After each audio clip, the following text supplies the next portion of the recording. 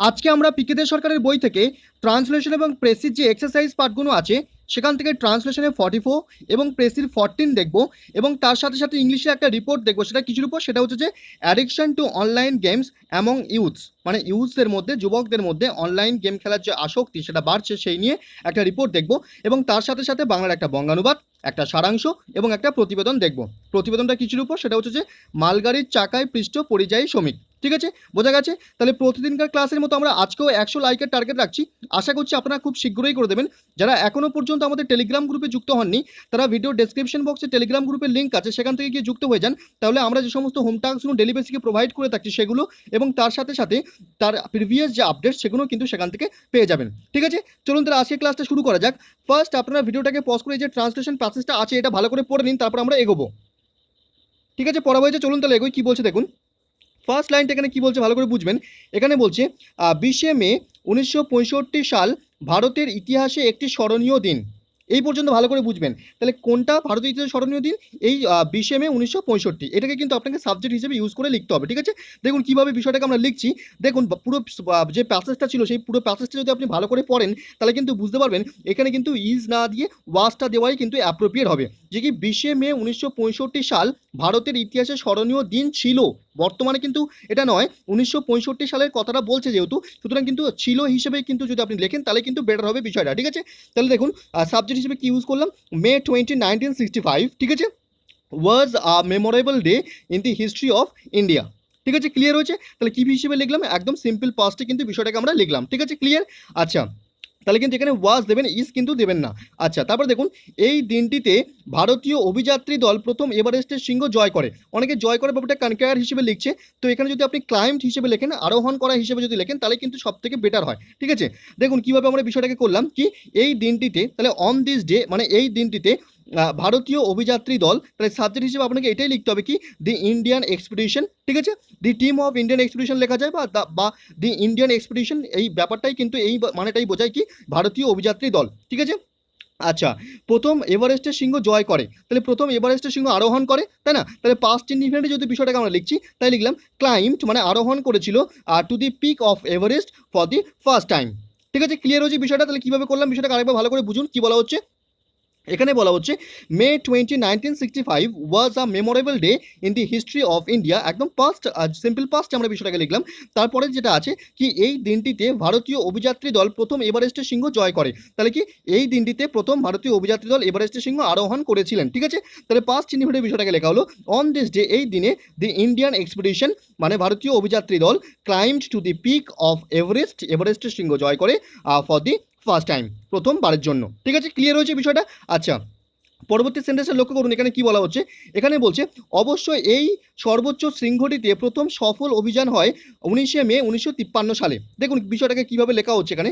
এখানে বলা হচ্ছে যে অবশ্যই যে বিষয়টা আসে সেটাকে এরকমভাবে লেখা হলো কি, হাউ এভার, যাই হোক, এই সর্বোচ্চ শৃঙ্গটিতে প্রথম সফল অভিযান, তাহলে প্রথম সফল অভিযান, তাহলে কী লেখা হচ্ছে, the first successful expedition to this highest peak, এই সর্বোচ্চ শৃঙ্গটিতে, এই সর্বোচ্চ শৃঙ্গটিতে প্রথম অভিযান, এই বিষয়টা কিন্তু আমরা সাবজেক্ট হিসেবে লিখলাম। ঠিক আছে, তারপরে দেখুন কি হচ্ছে, তারপরে লেখা হলো কি, টুক প্লেস মানে হয়েছিল, সংগঠিত হয়েছিল। কিভাবে সংগঠিত হয়েছিল, পাস্ট ইনডিফিনিট লেখা হলো কখন, অন মে 19, 1953। ঠিক আছে, 1953 সালে 19শে মে। ব্যাপারটা ক্লিয়ার হচ্ছে? তাহলে কীভাবে করা হয়েছে, সাবজেক্ট হিসেবে কিন্তু কী করা হলো, এই যে the first successful expedition to this highest peak, এটাকে কিন্তু সাবজেক্ট হিসেবে আমরা লিখলাম, আর পুরো বিষয়টা কিন্তু পাস্ট ইনডিফিনিটে কিন্তু লেখা হয়েছে। ঠিক আছে, ক্লিয়ার হয়েছে ব্যাপারটা? আচ্ছা, পরবর্তী সেন্টেন্সে লক্ষ্য করুন, এখানে কি বলা হচ্ছে। এখানে বলছে তবে ব্রিটিশ দলের সেই অভিযানে যে 2 জন সদস্য পর্বতশৃঙ্গে আরোহণ করেছিলেন তন্মধ্যে বা তাদের মধ্যে একজন ছিলেন ভারতীয় তেনজিং নোরগে। বিষয়টাকে ভালো করে ফলো করবেন কীভাবে বিষয়টাকে আমরা করছি। বিষয়টা দেখুন, হাউ এভার বা তবে বা তার মধ্যে বা যাই হোক, বিষয়টাকে কিন্তু এরমভাবে লেখা হলো কি, তবে বিষয়টাকে আমরা হাউ এভার হিসেবে কিন্তু লিখলাম। ঠিক আছে, এবার দেখুন one of the two members মানে কি, যে 2 জন সদস্য ছিল তাদের মধ্যে একজন, অফ দি ব্রিটিশ এক্সপিডিশন মানে কি, ব্রিটিশ যে অভিযান, সেই ব্রিটিশ অভিযানে 2 জন সদস্যের মধ্যে একজন, হু ক্লাইম্বড দি মাউন্টেন, যারা কিনা এই পর্বতে অভিযান করেছিল, পর্বতে আরোহণ করেছিল, তারা কে, তাদের মধ্যে একজন কে ছিল, ওয়াজ অ্যান ইন্ডিয়ান, তাদের মধ্যে কিন্তু একজন ভারতীয় ছিলেন, তার নামটা কি, কমা দিয়ে লিখলাম তেনজিং নোরগে। বিষয়টা ক্লিয়ার হচ্ছে কীভাবে আমরা করছি, ভালো করে লক্ষ্য করুন। তবে বিষয়টাকে লিখলাম হাউ এভার, যাই হোক।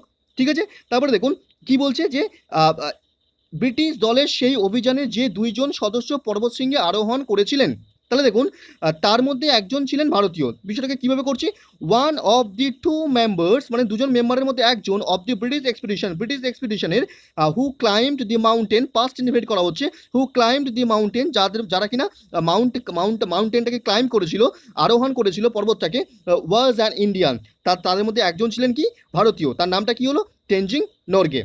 ক্লিয়ার হয়েছে বিষয়টা? আচ্ছা, পরবর্তী সেন্টেন্সে লক্ষ্য করুন, এখানে কি বলা হচ্ছে, এখানে বলছে তাহার জন্য ভারতীয় মাত্রই গৌরববোধ করিয়া থাকে, তাহার জন্য ভারতীয় মাত্রই গৌরববোধ করিয়া থাকে। দেখুন বিষয়টা কিন্তু আপনাকে প্রেজেন্ট ইনডিফিনিটে লিখতে হবে, কি করিয়া থাকে মানে করে থাকে, বর্তমানে কিন্তু করে, ঠিক আছে, পাস্টে কিন্তু লেখা যাবে না। তাহলে দেখুন কীভাবে কী করা হচ্ছে, এভরি ইন্ডিয়ান মানে প্রত্যেক ভারতবাসী, তাহলে কি প্রত্যেক ভারতবাসী সাবজেক্ট হিসেবে লিখলাম, ফিলস প্রাইড মানে কি গর্ব অনুভব করে ফর হিম তার জন্য, ঠিক আছে, তাহলে কি এভরি ইন্ডিয়ান প্রত্যেক ভারতবাসী ফিলস প্রাইড গর্ব অনুভব করে ফর হিম তার জন্য। ক্লিয়ার হয়েছে? আচ্ছা, পরবর্তী সেন্টেন্সে লক্ষ্য করুন, এখানে কি বলা হচ্ছে, এখানে বলছে তারপরেও 3বার এভারেস্ট বিজয় হইয়াছে, তারপরেও 3বার এভারেস্ট বিজয় হইয়াছে, কিন্তু সমস্ত অভিযানই বিদেশিদের দ্বারা পরিচালিত। বিষয়টাকে ভালো করে লক্ষ্য করবেন, তারপরেও তাহলে কি এভারেস্ট ওয়াজ ক্লাইম্বড মানে এভারেস্টকে ক্লাইম্ব করা হয়, আরোহণ করা হয় থ্রাইস 3বার, সিন্স দেন তারপরে, ঠিক আছে, সিন্স দেন তারপরে, ঠিক আছে, ক্লিয়ার হয়েছে? তাহলে কি এভারেস্ট ওয়াজ ক্লাইম্বড থ্রাইস মানে এভারেস্টকে 3বার আরোহণ করা হয় বা বিজয় করা হয়, থ্রাইস 3বার, সিন্স দেন তার পরে, ঠিক আছে, কিন্তু সমস্ত অভিযানই বিদেশিদের দ্বারা পরিচালিত, but all expeditions were led by foreigners, past independent passive করা হলো সেকেন্ডটা, প্রথমটা কি করা হলো, পাস্ট ইন্ডিপেন্ডেন্ট প্যাসিভ করা হয়েছে, ঠিক আছে, প্রথমটা এবং সেকেন্ডটা দুটোই কিন্তু পাস্ট ইন্ডিপেন্ডেন্ট প্যাসিভে করলাম। ক্লিয়ার হয়েছে? আচ্ছা, পরবর্তী সেন্টেন্সটা লক্ষ্য করুন, এখানে কি বলছে, এখানে বলছে সম্পূর্ণ ভারতীয় সদস্য লইয়া ভারতীয় প্রচেষ্টায় এইবার প্রথম এভারেস্ট বিজয়, মানে এইবার প্রথম এভারেস্ট বিজয় ছিল, ঠিক আছে, তাই আমাদের আনন্দ অসীম। দেখুন বিষয়টাকে আমরা কিভাবে করছি ভালো করে লক্ষ্য করবেন, এখানে কি বলা হচ্ছে, এখানে বলা হচ্ছে this was the first Everest victory, মানে এটাই ছিল প্রথম কি এভারেস্ট বিজয়, দিস ওয়াজ লেখা হচ্ছে, তাহলে কি বিষয়টাকে ভালো করে সেন্সটাকে বুঝবেন, এখানে কি বলছে এই সেন্টেন্সটা, কি সম্পূর্ণ ভারতীয় সদস্য লইয়া ভারতীয় প্রচেষ্টায় এইবার প্রথম এভারেস্ট বিজয় ছিল, ঠিক আছে। তারপরে দেখুন this was the first Everest victory in the Indian effort, মানে কি ভারতীয় প্রচেষ্টায়, উইথ ফুল ইন্ডিয়ান মেম্বার্স মানে কি পুরো ভারতীয় সদস্য নিয়ে। ক্লিয়ার হচ্ছে বিষয়টা আমরা কিভাবে করলাম? আচ্ছা, তাহলে দেখুন পরের যে ব্যাপারটা আছে, তাই আমাদের আনন্দ অসীম, তাহলে কি so our joys was boundless, আমাদের আনন্দ অসীম ছিল, পাস্টেই কিন্তু বিষয়টাকে আপনাকে করতে হবে। ক্লিয়ার হচ্ছে তাহলে কিভাবে করা হচ্ছে বিষয়টা? আচ্ছা, পরবর্তী সেন্টেন্স লক্ষ্য করুন, এখানে কি বলা হচ্ছে, এখানে বলছে পৃথিবীর সর্বোচ্চ শৃঙ্গ এভারেস্টের আবিষ্কারক হিসেবে ভারতীয় শ্রী রাধানাথ সিকদারের নামও আমরা গর্বের সাথে স্মরণ করিয়া থাকি। ভালো করে লক্ষ্য করবেন এখানে কিভাবে কি করা হচ্ছে, দেখুন কার নাম স্মরণ করিয়া থাকি, তার মানে প্রেজেন্টে লিখতে হবে, প্রেজেন্ট ইন্ডিপেন্ডেন্ট লিখতে হবে, ঠিক আছে। দেখুন কিভাবে আমরা বিষয়টাকে করছি, উই অলসো প্রাউডলি রিমেম্বার, আমরা গর্বের সঙ্গে স্মরণ করে থাকি, দি নেম অফ, এখানে এটা কিউটা হবে না, দি নেম অফ মানে কার নাম, the name of that Indian, সেই ভারতীয়র কথা যার নাম হচ্ছে কি শ্রী রাধানাথ সিকদারের কথা আমরা স্মরণ করে থাকি গর্বের সঙ্গে, অ্যাজ দি ডিসকভারার অফ এভারেস্ট, মানে এভারেস্টের ডিসকভারার হিসেবে, মানে এভারেস্টের আবিষ্কারক হিসেবে, ঠিক আছে। সেই এভারেস্টটা কি, সেই এভারেস্টটা হচ্ছে the highest peak in the world, সেটা কিনা এভারেস্টটা কি, সেটা হলো যে highest peak in the world, পৃথিবীর সর্বোচ্চ শৃঙ্গ। এই বিষয়টাকে কিন্তু কমা দিয়ে এইভাবে কিন্তু আমরা বিষয়টাকে লিখলাম, ঠিক আছে, ক্লিয়ার হচ্ছে? তাহলে বিষয়টাকে আরেকবার লক্ষ্য করুন কিভাবে কি করা হচ্ছে, কি হচ্ছে যে উই অলসো প্রাউডলি রিমেম্বার, আমরা গর্বের সঙ্গে রিমেম্বার করে থাকি, স্মরণ করে থাকি কার কথা, the name of that Indian, সেই ইন্ডিয়ানের কথা, সেই ভারতীয়র কথা যার নাম হচ্ছে শ্রী রাধানাথ সিকদার, সেই রাধানাথ সিকদারের কথা, অ্যাজ দি ডিসকভারার অফ এভারেস্ট, যিনি হচ্ছেন এভারেস্টের আবিষ্কারক, the highest peak in the world, যেই এভারেস্টটা হচ্ছে কিনা highest peak in the world, ঠিক আছে, ক্লিয়ার হয়েছে?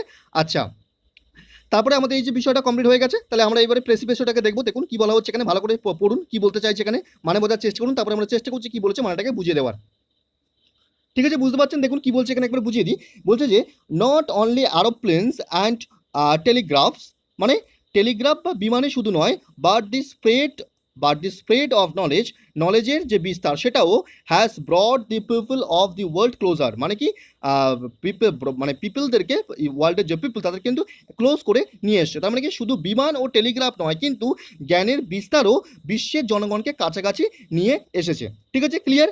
তারপরে দেখুন কি বলছে, তারপরে বলছে ইভেন 200 ইয়ার্স এগো, মানে 200 বছর আগে কি বলছে, পিপল নিউ ভেরি লিটল, মানুষজন অল্প কিছু জানতো অ্যাবাউট দি ফরেন ল্যান্ডস, মানে বিদেশ সম্পর্কে। ঠিক আছে, এমনকি 200 বছর আগে মানুষ বিদেশ সম্পর্কে খুব কমই জানতো।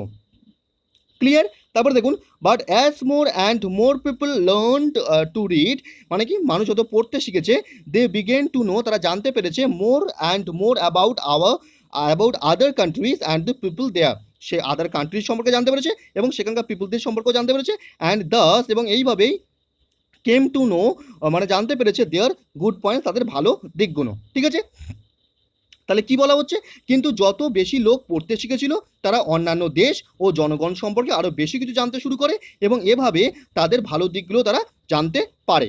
ঠিক আছে, ক্লিয়ার হয়েছে?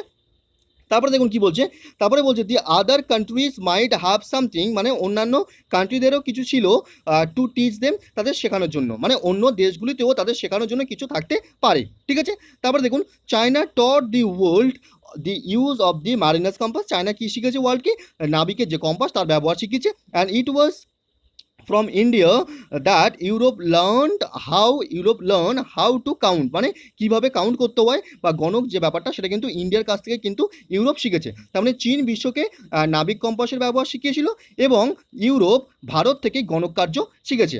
ঠিক আছে, ক্লিয়ার হয়েছে? আচ্ছা, তারপরে দেখুন কি বলছে, তারপরে বলছে we too have learned much from Europe, আমরাও কিন্তু ইউরোপ থেকে অনেক কিছু শিখেছি।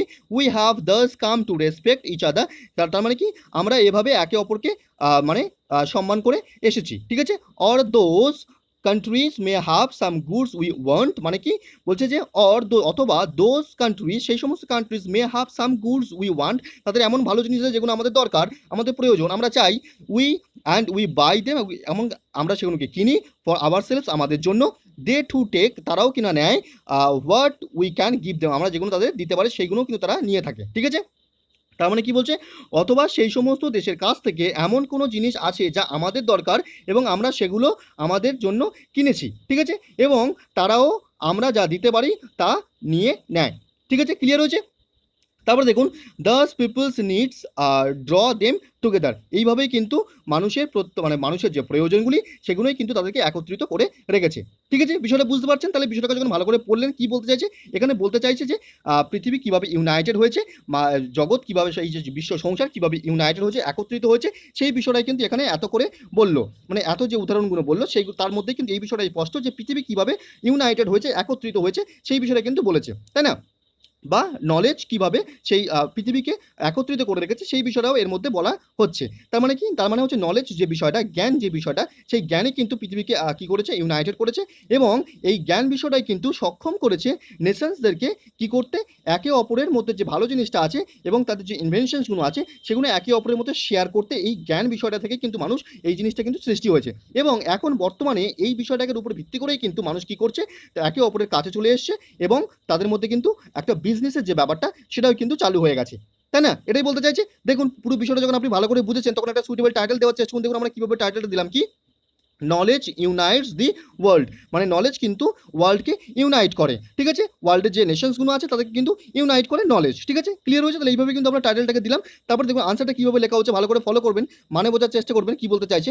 নলেজ ইউনাইটেড দি ওয়ার্ল্ড, মানে নলেজ কিন্তু ওয়ার্ল্ডকে ইউনাইটেড করেছে। ঠিক আছে, আচ্ছা, তারপরে দেখুন it enabled the nations to know, নেশনসদেরকে যে সমস্ত দেশ আছে, যে সমস্ত জাতি আছে তাদেরকে কী করেছে, এনেবল্ড করেছে, সক্ষম করেছে to know more about others good qualities, অন্যদের যে ভালো কোয়ালিটিগুলো আছে সেগুলো জানতে সক্ষম করিয়েছে।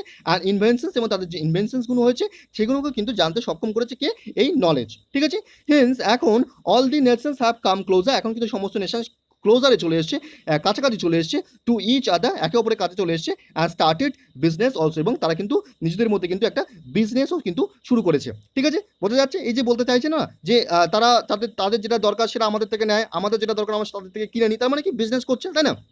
তাহলে এই বিষয়টাই কিন্তু আমরা এইভাবে কিন্তু বিষয়টাকে লিখলাম। ঠিক আছে, ক্লিয়ার হচ্ছে? তাহলে যাদের এখনো পর্যন্ত প্রবলেম হচ্ছে যে প্রেসিভ বিষয়টাকে আপনারা করতে পারছেন না, তারা কি করবেন, বারংবার বিষয়টাকে পড়বেন, পড়ার পরে যে বিষয়টা আপনি বুঝছেন তারপরে একটা সুইটেবল টাইটেল দেবেন এবং তারপরে কিন্তু পুরো বিষয়টাকে কিন্তু নিজের ভাষাতে লিখবেন। ঠিক আছে, ক্লিয়ার হয়েছে? তাহলে এইভাবে আমরা এই যে প্রেসিভ প্যাসেজটা, এই প্রেসিভ প্যাসেজটা আমরা কমপ্লিট করে ফেললাম। আমাদের পরবর্তী হোম টাস্কটা কি ছিল দেখুন, সেটা ছিল একটা রিপোর্ট লিখতে দেওয়া। সেটা কি, সেটা হচ্ছে যে addiction to online games among youth, মানে ইউথদের মধ্যে যে অনলাইন গেমস নিয়ে যে অ্যাডিকশনটা জন্মাচ্ছে তার উপর একটা রিপোর্ট। দেখুন আমরা বিষয়টাকে কীভাবে লিখছি, ফার্স্ট একটা টাইটেল দিলাম কি অ্যাডিকশন টু অনলাইন গেমস এবং ইউথস, ঠিক আছে। তারপরে রিপোর্টের যে ফরম্যাট সেটাকে আমরা ফলো করলাম। তারপরে ফার্স্ট প্যারাগ্রাফে যে বিষয়টা আমরা লিখতে চলেছি তার একটা প্রেক্ষাপট কিন্তু আমরা সূচনা হিসেবে বিষয়টাকে কিন্তু দেখবো। দেখুন কীভাবে কী লেখা হচ্ছে, এখানে বলা হচ্ছে though we are living in the 21st century, যদিও আমরা একবিংশ শতাব্দীতে বাস করছি, সেই একবিংশ শতাব্দীটা কিসের, দি এরা অফ আলট্রা মডার্ন টেকনোলজি, সেটা কিন্তু আলট্রা মডার্ন টেকনোলজির একটা যুগ। বাট কিন্তু this technology has come cruel effects, এই টেকনোলজির কিন্তু কিছু ক্রুয়েল এফেক্টস আছে অন ইউজ মানে ইউজদের উপরে, ঠিক আছে। তারপর দেখুন one of those major effect, সেই মেজর এফেক্টসগুলির মধ্যে একটি হলো the addiction to online games, মানে অনলাইন গেমসের প্রতি আসক্তি, ঠিক আছে। অ্যাট প্রেজেন্ট বর্তমানে মেনি ইন্টেলেকচুয়ালস মানে অনেক বুদ্ধিজীবীরা অ্যান্ড প্যারেন্টস এবং অভিভাবকরা আর অরিড অ্যাবাউট দিস ইস্যু, মানে এই বিষয়টা নিয়ে কিন্তু উদ্বিগ্ন হয়ে আছে, ঠিক আছে। ব্যাপারটা ক্লিয়ার হয়েছে। তাহলে এইভাবেই কিন্তু আমরা যে বিষয়টা লিখতে চলেছি তার একটা কি করলাম সূচনা হিসেবে কিন্তু ইন্ট্রোডাকশন প্যারাগ্রাফের মধ্যে ফার্স্ট প্যারাগ্রাফে এই বিষয়টাকে লিখলাম, ঠিক আছে, ক্লিয়ার। তারপরে দেখুন সেকেন্ড প্যারাগ্রাফে আমরা পুরো মূল যে বিষয়টা সেই বিষয়টাকে কিন্তু এই সেকেন্ড প্যারাগ্রাফে আমরা দেখবো। দেখুন কীভাবে কী বলা হচ্ছে এখানে, ভালো করে লক্ষ্য করবেন। এখানে বলছি দি অ্যাডিকশন টু অনলাইন গেমস, মানে অনলাইন গেমসের প্রতি আসক্তি has become a common trend, এটা কিন্তু একটা সাধারণ ট্রেন্ড হয়ে উঠেছে, ঠিক আছে, অ্যামং দি ইউজ মানে ইউজদের মধ্যে, ঠিক আছে। The present study says that, বর্তমানে যে স্টাডি সেই স্টাডি জানাচ্ছে যে কি জানাচ্ছে, দি অ্যাডিকশন অফ ইট, এর প্রতি যে অ্যাডিকশন সেই অ্যাডিকশনটা কী করে, হার্মস দি মেন্টাল হেলথ, সেটা কিন্তু মেন্টাল হেলথ মানে মানসিক যে স্বাস্থ্য সেটাকে কিন্তু ক্ষতি করে, ঠিক আছে। Even who are addicted to it, যারা কিনা এর প্রতি আসক্ত হয়ে পড়েছে, can not improve the academic performance, তারা কিন্তু তাদের একাডেমিক পারফরমেন্সটাকে কিন্তু ইমপ্রুভ করতে পারে না, ঠিক আছে। As use R engaged most of the time, মানে কিন্তু most of the time use যারা তারা কিন্তু এনগেজড হয়ে পড়ছে এই বিষয়টার প্রতি ইন স্ক্রিন বেসড রিক্রিয়েশন, মানে স্ক্রিন বেসড মানে এই যে স্ক্রিনের ব্যাপার, স্ক্রিন বেসড রিক্রিয়েশন মানে স্ক্রিন বেসড বিনোদনে কিন্তু তারা কী করছে, এনগেজড হয়ে পড়েছে। দি অ্যাডভার্স ফিজিক্যাল, এর ফলে কী হচ্ছে, the adverse physical and psychological health, মানে কি অ্যাডভার্স যে ব্যাপারটা ফিজিক্যাল এবং সাইকোলজিক্যাল হেলথের সেটা কিন্তু আউটকামস করছে, সেটা কিন্তু মানে দেখা যাচ্ছে। তার মধ্যে কী কী আছে, including obesity, high blood pressure, panic disorder, ঠিক আছে। ব্যাপারটা ক্লিয়ার হয়েছে, কী কী সমস্যা হচ্ছে সেইগুলো আমরা লিখলাম। তারপরে দেখুন even the addiction to online games, online গেমসের প্রতি আসক্তি are no less than drug addiction, drug অ্যাডিকশনের চেয়েও কিন্তু এটা কোনো অংশে কম নয়, as it can snatch human life, কারণ এ কিন্তু কী করে মানুষের জীবনকে কিন্তু ছিনিয়ে নিতে পারে, ঠিক আছে। তারপরে দেখুন কি বলা হচ্ছে, ফিউ ডেজ এগো, কিছুদিন আগে ইট ওয়াজ রিপোর্টেড দ্যাট, একটা খবরে উঠে এসছে যে 13-year-old বয়, একটা 13-year-old বয় সে কী করেছে, কমিটেড সুসাইড কমিট করেছে, as he was forbidden to play, কারণ তাকে মানা করা হয়েছিল প্লে অনলাইন গেমস খেলতে বারণ করা হয়েছিল, সেজন্য সে কী করেছিল, সুসাইড কমিট করেছিল, ঠিক আছে। when will the youth society be saved from this addiction, এই অ্যাডিকশন থেকে ইউথ সোসাইটি কবে রক্ষা পাবে, ঠিক আছে, কোশ্চেন মার্ক। এইভাবে আমরা পুরো বিষয়টাকে মেন যে বিষয়টা সেই বিষয়টা কিন্তু এইভাবে কিন্তু সেকেন্ড প্যারাগ্রাফে আমরা লিখলাম। আপনাদের যদি মনে হয় যে আরও কিছু লেখার দরকার আছে লিখে নেবেন, কোনো অসুবিধা নেই। আচ্ছা, পরবর্তী যে প্যারাগ্রাফ, লাস্ট প্যারাগ্রাফে আমরা কি দেখব, লেস ইম্পর্টেন্ট যে ব্যাপার সেই বিষয়গুলো কিন্তু আমরা দেখবো যে কী কী পদক্ষেপ নেওয়া উচিত বা কী কী পদক্ষেপ নেওয়া জরুরি সেই বিষয়গুলো আমরা দেখব। দেখুন কি বলা হচ্ছে এখানে বলা হচ্ছে অ্যাকর্ডিং টু দি ক্রিটিক্স, মানে ক্রিটিক্সদের মত অনুযায়ী the union government has taken a good initiative, union government কিন্তু একটা গুড ইনিশিয়েটিভ নিয়েছে by banning some online games, কিছু অনলাইন গেমসকে ব্যান করে, ঠিক আছে। সাম সাইকোলজিস্ট ক্লেম দ্যাট, মানে কিছু সাইকোলজিস্ট তারা মনোবিদ তারা দাবি করে যে every parent should keep an I, মানে সবার কিন্তু একটা খোলা দৃষ্টি রাখা উচিত বা নজর রাখা উচিত কিসের প্রতি, টু দেয়ার চিলড্রেন, তাদের চিলড্রেনদের প্রতি, সো দ্যাট যাতে করে they do not become addicted, তারা কিন্তু অ্যাডিক্টেড না হয়ে পারে টু অনলাইন গেমসের প্রতি, ঠিক আছে। বিষয়টা ক্লিয়ার হয়েছে। তাহলে এই বিষয়টা কিন্তু আমরা এইভাবে লিখলাম, আপনারা যেরকমভাবে লিখছেন সেইভাবেই কিন্তু লিখতে থাকুন এবং জমা দিতে থাকুন, আমরা কিন্তু সেই বিষয়টাকে চেক করে দিচ্ছি। আচ্ছা, তাহলে এইভাবে আমরা এই বিষয়টা কমপ্লিট করলাম। আমাদের পরবর্তী যে পাশাটা ছিল সেটা কী ছিল দেখুন, সেটা একটা বঙ্গানুবাদ দেওয়া ছিল, বিষয়টাকে ভালো করে পড়ে নিন, তারপরে আমরা এগোচ্ছি, ঠিক আছে। পরবর্তী চলুন তাহলে দেখুন কি বলছে এখানে, ফার্স্ট লাইনটা ভালো করে বুঝবেন কি বলা হচ্ছে এখানে বলছে the wheels of fate will someday compel the English to give up their Indian empire, তার মানে কি, তার মানে দেখুন কি বলা হচ্ছে এখানে বলছে দি হুইলস অফ ফেট মানে ভাগ্যের চাকা, উইল সামডে কম্পেল মানে কোনো একদিন কি করবে, বাধ্য করবে দি ইংলিশদেরকে to give up their Indian empire, মানে কি তাদের যে ভারতীয় সাম্রাজ্য সেই ভারতীয় সাম্রাজ্য ছেড়ে চলে যেতে কিন্তু বাধ্য করবে ভাগ্যের চাকা, ঠিক আছে। ভাগ্যের চাকা কোনো একদিন ইংরেজদের তাদের ভারতীয় সাম্রাজ্য ছেড়ে দিতে বাধ্য করবে, ঠিক আছে, ক্লিয়ার। তারপরে দেখুন পরবর্তী সেন্টেন্সটা কি বলছে এখানে বলা হচ্ছে but what kind of India will the leave behind what stark misery, মানে কি দুর্দশাগ্রস্ত অবস্থায় তারা ভারতকে ছাড়বে সেই বিষয়টা কিন্তু একটা প্রশ্নচিহ্ন আছে। দেখুন কীভাবে কি বলা হচ্ছে এখানে বলছে তবে তারা কী ধরনের দুর্দশাগ্রস্ত ভারতকে পেছনে ফেলে রেখে যাবে, ঠিক আছে, ক্লিয়ার হয়েছে বিষয়টা। আচ্ছা, পরবর্তী সেন্টেন্সে লক্ষ্য করুন এখানে কি বলা হচ্ছে, এখানে বলছে when the stream of their 2 centuries administration, মানে 200 বছরের যে অ্যাডমিনিস্ট্রেশনের যে স্ট্রিম, যে স্রোত, সেইটা রানস ড্রাই অ্যাট লাস্ট, সেটা কিন্তু কি করবে, লাস্টে কিন্তু তার তার যে প্রবাহমানতা সেটা কিন্তু হারাবে। What a waste of mud and field they will leave behind them. তাহলে তারা কী ধরনের যে ফিল্ড এবং মাঠ, এই যে বিষয়টা দুর্দশাগ্রস্ত যে ব্যাপারটা, সেই জিনিসটা তাহলে কীরকমভাবে তারা ফেলে রেখে যাবে, সেই বিষয়টা কিন্তু একটা বিস্ময়বোধক চিহ্ন হিসেবে বলা হচ্ছে। দেখুন কীভাবে কী বলা হলো এখানে। এখানে বলছে যখন তাদের 2 শতাব্দীর প্রশাসনের স্রোত শেষের দিকে শুকিয়ে যাবে, তাহলে তারা তাদের পেছনে কী ধরনের দুর্দশা ফেলে যাবে। ঠিক আছে, ক্লিয়ার হয়েছে? আচ্ছা, পরবর্তী সেন্টেন্সে লক্ষ্য করুন এখানে কি বলা হচ্ছে। এখানে বলছে I had at one time believe that, মানে একটা সময় আমি বিশ্বাস করতাম যে দি স্প্রিংস অফ সিভিলাইজেশন, মানে সিভিলাইজেশন যে সূত্রপাত সেটা উড ইস্যু আউট, সেটা বেরিয়ে আসবে out of the heart of the Europe, মানে ইউরোপ থেকে কিন্তু বেরিয়ে আসবে, সেই বিষয়টা কিন্তু বলা হচ্ছে। দেখুন কিভাবে কি বলা হলো। আমি একসময় বিশ্বাস করেছিলাম যে সভ্যতার সূত্রপাত ইউরোপের কেন্দ্রস্থল থেকে বেরিয়ে আসবে। ঠিক আছে, ক্লিয়ার? তারপর দেখুন পরবর্তী সেন্টেন্সে কি বলছে দেখুন। এখানে বলছে but today when I am about to quit the world, মানে যখন এখন আমি বর্তমানে কি করতে চলেছি, পৃথিবী ত্যাগ করতে চলেছি, সেই মুহূর্তে that faith has gone bankrupt altogether, সেই যে চিন্তাভাবনা সেগুলো কিন্তু সমস্ত কিন্তু একসঙ্গে কি হচ্ছে, সেই যে ফেথ, সেই যে বিশ্বাস, সেটা কিন্তু একসঙ্গে সব দেউলিয়া হয়ে পড়ছে। দেখুন কিভাবে কি বলা হলো এখানে। এখানে বলা হচ্ছে কিন্তু আজ যখন আমি এই বিশ্বকে ছাড়তে চলেছি, সেই বিশ্বাস পুরোপুরি দেউলিয়া হয়ে গেছে। ঠিক আছে, আচ্ছা, পরবর্তী সেন্টেন্সে লক্ষ্য করুন এখানে কি বলা হচ্ছে। এখানে বলছে today I live in the hope that, আমি বর্তমানে এই আশায় বেঁচে আছি যে দি সেভার ইজ কামিং, মানে সেভার আসছে, মানে রক্ষাকর্তা আসছেন, that he will be born in our midst in this poverty shamed hovel which is India, মানে এই যে পভার্টি সেল হভেল, এর মধ্যেই কিন্তু এই যেটা হচ্ছে ইন্ডিয়া, তার মধ্যেই কিন্তু তিনি জন্মগ্রহণ করবেন, সেই বিষয়টা কিন্তু বলা হয়েছে। দেখুন কিভাবে কি বলা হলো এখানে। এখানে বলছি কি আজ আমি এই আশায় বেঁচে আছি যে রক্ষাকর্তা আসছেন, তিনি আমাদের মধ্যে এই দারিদ্র লজ্জাযুক্ত খুবরিতে জন্ম নেবেন, যা ভারতবর্ষ। ঠিক আছে, ক্লিয়ার? আচ্ছা, পরবর্তী সেন্টেন্সে লক্ষ্য করুন এখানে কি বলা হচ্ছে। এখানে বলছে I shall wait to hear the divine message, সেই ডিভাইন মেসেজটা শোনার জন্য আমি ওয়েট করছি, কি ওয়েট করব, অফ সিভিলাইজেশন, সেই এই সিভিলাইজেশনে সেই ডিভাইন মেসেজটা শোনার জন্য আমি ওয়েট করব, which he will bring with him, যেটা সে তার সঙ্গে নিয়ে আসবে, দি সুপ্রিম ওয়ার্ড, সেই সমস্ত সুপ্রিম কথাবার্তা, সুপ্রিম বাণী, অফ প্রমিস, তার প্রমিসের সুপ্রিম বাণী, সেটা কি বলছে, that he will speak unto man, যেটা মানুষদের মধ্যে বলবে, from this very eastern horizon to give faith, মানে ফেথ দেওয়ার জন্য, বিশ্বাস আস্থা যোগানোর জন্য কিন্তু সেই ইস্টার্ন হরাইজন থেকে এই বিষয়টাকে বলবে, and strengthen to all over to all who here, এবং যে বিষয়গুলো শুনবে তারা কিন্তু শক্তি পাবে। ঠিক আছে, দেখুন কি বলা হচ্ছে, বিষয়টাকে ভালো করে লক্ষ্য করুন এখানে কি বলা হচ্ছে। এখানে বলছে আমি সভ্যতার চমৎকার বাণীটি শুনতে তার অপেক্ষায় থাকবো, যা তিনি তার সাথে নিয়ে আসবেন, সর্বশ্রেষ্ঠ প্রতিশ্রুতি যা তিনি এই পূর্ব দিগন্ত থেকে মানুষের সাথে বলবেন, যারা শুনবে তারা বিশ্বাস ও শক্তি দেবে। ঠিক আছে, ক্লিয়ার হয়েছে? আচ্ছা, তারপরে দেখুন কি বলা হচ্ছে।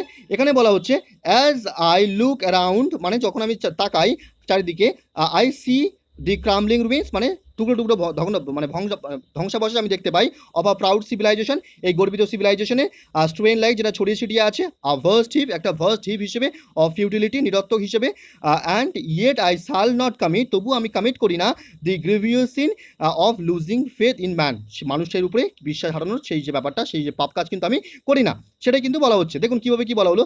আমি চারপাশে তাকালে আমি দেখতে পাই যে এক গর্বিত সভ্যতার টুকরো টুকরো ধ্বংসাবশেষ বিশাল নিরর্থকতার মতো প্রসারিত হয়েছে, এবং তবুও আমি মানুষের প্রতি বিশ্বাস হারানোর গুরুতর পাপ করব না। ঠিক আছে, ব্যাপারটা ক্লিয়ার? তাহলে যাদের এখনো প্রবলেম হচ্ছে তারা ক্লাসটাকে একদম প্রথম থেকে দেখুন, কিন্তু বিষয়টা কিন্তু আপনাদের কাছে ক্লিয়ার হয়ে যাবে।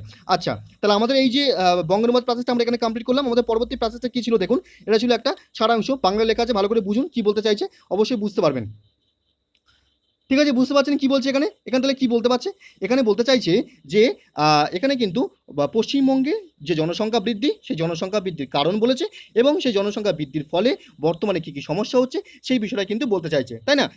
জনসংখ্যা বৃদ্ধির কারণ হিসেবে কি কি বলছে, এখানে বলছে একাত্মতা, মানে এখানে সবাই ভালো করে মানিয়ে গুছিয়ে চলে, কোনো অসুবিধা হয় না এখানে। এখানকার চিকিৎসা ব্যবস্থা অনেক উন্নত হচ্ছে স্বাধীনতার পর থেকে, এবং জন যে সচেতনতা সেটা কিন্তু অনেকাংশেই বেড়ে গেছে আগের তুলনায়, এবং এই কারণেই কিন্তু জনসংখ্যা বৃদ্ধি পাচ্ছে, এবং তার সাথে সাথে আরেকটা কি আছে, জন্ম নিয়ন্ত্রণের অভাব। ঠিক আছে, আর কি আরেকটা কারণ হচ্ছে উদ্বাস্তু, এই যে বিষয়টা, এই বিষয়টার জন্য পশ্চিমবঙ্গের জনসংখ্যা বৃদ্ধি পাচ্ছে, এবং তার ফলে কি হচ্ছে, তার ফলে দারিদ্রতা বাড়ছে, বেকারত্ব বাড়ছে, এবং তার সাথে সাথে মৌলিক অধিকার যে বিষয়টা, সেই মৌলিক অধিকারগুলো সেগুলো অনেক আছে, খাদ্য, বস্ত্র, বাসস্থান, শিক্ষা, স্বাস্থ্য, এগুলো থেকে কিন্তু মানুষ বঞ্চিত হচ্ছে।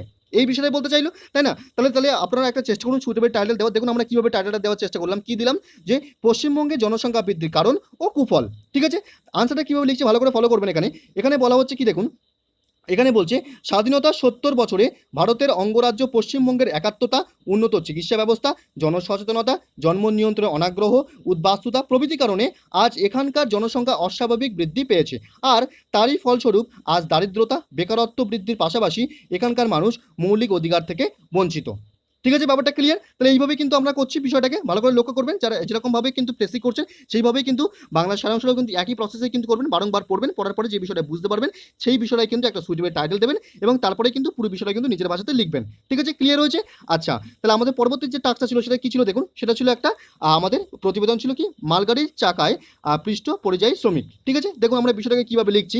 ফার্স্ট একটা টাইটেল দেবো, কি টাইটেলটা কিভাবে দিলাম দেখুন, মালগাড়ির চাকায় পৃষ্ঠ পরিযায়ী শ্রমিক টাইটেল দিলাম। তারপরে কি হচ্ছে, প্রতিবেদনের যে ফরম্যাট সেটা ফলো করা হলো। তারপরে ফার্স্ট প্যারাগ্রাফে আমরা যে বিষয় লিখতে চলেছি তার একটা প্রেক্ষাপট আমরা দেবো। দেখুন কিভাবে পুরো বিষয়টাকে লেখা হচ্ছে। এখানে দেখুন কি বলা হলো, এখানে বলছে শুক্রবার সকালে মহারাষ্ট্রের ঔরঙ্গাবাদ জেলার একটি পণ্য ট্রেনের দ্বারা কমপক্ষে 15 জন পরিযায়ী শ্রমিক মারা যায়। ঠিক আছে, কারমাত থানার অধীনে সকাল 5:15টায় সংঘটিত দুঃখজনক দুর্ঘটনায় 2 জন শ্রমিক আহত হয়েছেন বলে পুলিশ সূত্রে খবর। ঠিক আছে, এখানে লিখতে পারেন যে 15 জন শ্রমিক মারা গেছে, সেটাও কিন্তু লিখতে পারেন, কোনো অসুবিধা নেই। ঠিক আছে, আচ্ছা, তারপরে দেখুন সেকেন্ড প্যারাগ্রাফে আমরা কি দেখবো, পুরো যে বিষয়টা ঘটেছে, যে ঘটনাটা ঘটেছে সেই ঘটনাটাকে কিন্তু আমরা পুরো ডিটেলসে দেখবো। দেখুন কি বলা হচ্ছে এখানে, এখানে বলা হচ্ছে দেখুন ভালো করে লক্ষ্য করবেন কি বলা হচ্ছে। এখানে বলছে পুলিশ কর্তাদের একজন সংবাদ মাধ্যমকে জানান যে পরিযায়ী শ্রমিকেরা তাদের নিজের রাজ্য মধ্যপ্রদেশে ফেরার জন্য মধ্য মহারাষ্ট্রের জালনা থেকে পায়ে হেঁটে রেল ট্র্যাক ধরে যাত্রা শুরু করে।